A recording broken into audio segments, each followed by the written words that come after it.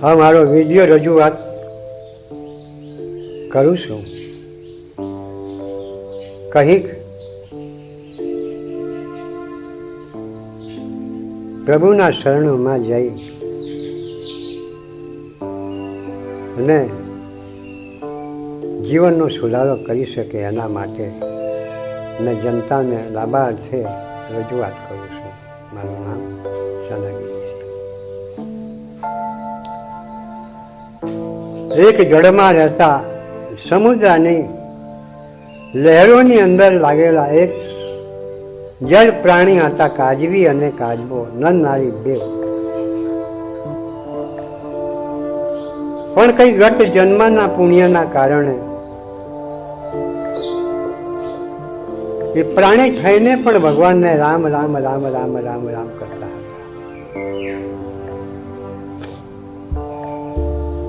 ઘણો સમય એનો વીતી ગયો. પરમાત્માનું નામ લેતા લેતા લેતા લેતા લેતા કંઈક વર્ષો વીતી ગયા તો પણ ભગવાનનું નામ એ છોડતા નથી.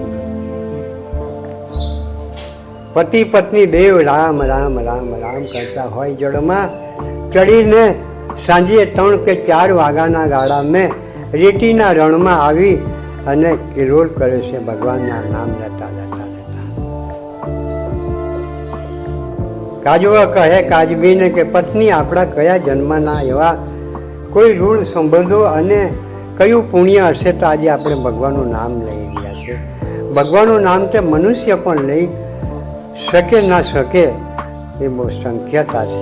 એનું કારણ શું કે ભગવાનના નામમાં રસ ભાગ્યે પુરુષોને પણ નથી. તો જો આપણે જો લઈ રહ્યા છે ને આપણે એ રામ નામના અંદર રંગાઈ રહ્યા છે તો આપણા કયા પૂર્વ જન્મના કોઈ એવા ભાગ્ય હશે.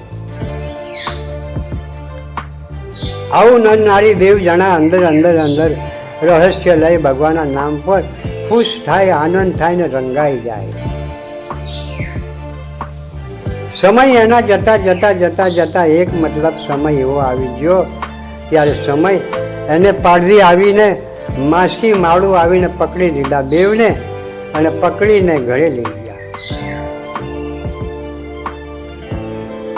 ત્યારે કાજબી પસ્તાવા લાગી કે સ્વામીનાથ, તમે રામનું નામ વખાણતા હતા, રામ કે મારો ધણી છે, રામ મને બચાવશે, રામ મને ઉગાડશે, તો કાં જ્યો? આપણાને તો પકડીને આ લઈ ગયો એના ઘરમાં અને ગાયલા. હવે જે કંઈ હથિયારો આપણા કાપવાના તૈયાર કરે છે જુઓ તો શું થશે? કાં છે તમારો રામ?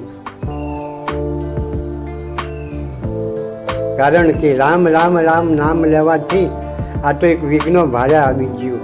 હવે અહીંથી બચાવવાનું બહુ મુશ્કેલ છે. ત્યારે પેલો માસી માળ એમ કરવા જાય તો મોટો સરો લઈને કાપવા માટે તૈયાર થયો છે અને બેવને કાપીને કટકા કરી લાવી. જેણી જેણી જેણી બોટી કરી નાખી તો પણ એ બોટી બોટી બોટી બોટી પણ થર થર કંપે અને બોટી બોટીમાં જીવ દેખાય છે.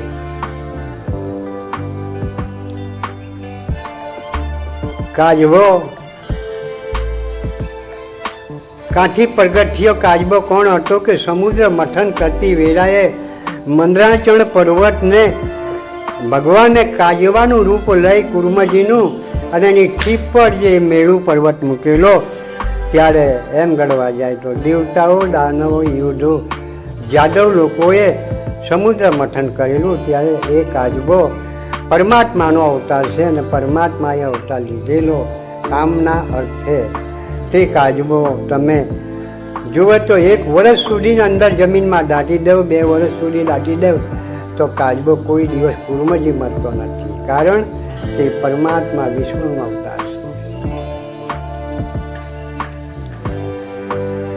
ત્યારે એને કાપીને કટકા કરીને આંધલીમાં ચડતા કર્યા તો એ પણ કટકા કટકા બી અંદર મતલબમાં થનમન હલતા હોય જાણે જીવ અંદર બધાની અંદર પ્રગટ થયો. કટકી કટકીની અંદર પ્રાણ દેખાય. ત્યારે કાજબી કહે છે કે કાં જ્યો વાલા સ્વામી તારો રામ કાં જીઓ, તારો રામ હોય તો આને શું બચાવવાનો? આપણાને તો આંધળીમાં મૂકી અને ચડતા કર્યા નીચે દીવતા બાળી, હવે શું થવાનું? પણ કાજવી અસ્ત્રીને કદાચ વિશ્વાસ ઓછો હોય, ન નારી દેવ ખરા પણ વિશ્વાસ ઓછો હોય છે કે સાંસે ભગવાન બતાવવા. તો કાજવાને ભક્ત રૂપમાં કાજબો હતો, એને વિશ્વાસનો ભરોસો કે ભૂંડી તું ના ચિંતા કર, મારા નાથની નિંદા ના કર, મારો નાથ તને ઉગાડશે, અંતિમ સમયે બી આવીને ઉગાડશે. તું ભૂંડી એમ કે નિંદા ના કર મારા નાથ. તો પણ એ હલવાઈને રડતી જેને કહે છે કે તું ગમે તેમ કર, હવે આપણે દેવ મળી ગયા છે. પણ કાજબો કહે કે ના ના ભૂંડી બચાવશે અંતિમ સમયે, ભલે કાપી નાખ્યા, આંડલીમાં મૂકીને ચડતા કરી નાખ્યા, તો પણ ભગવાન આંડલીમાંથી ઉગાડશે. ત્યારે ભગવાને એમ ગણવા જાય તો આ પુકાર સાંભળી અને બાળ મેઘો તૈયાર કર્યા.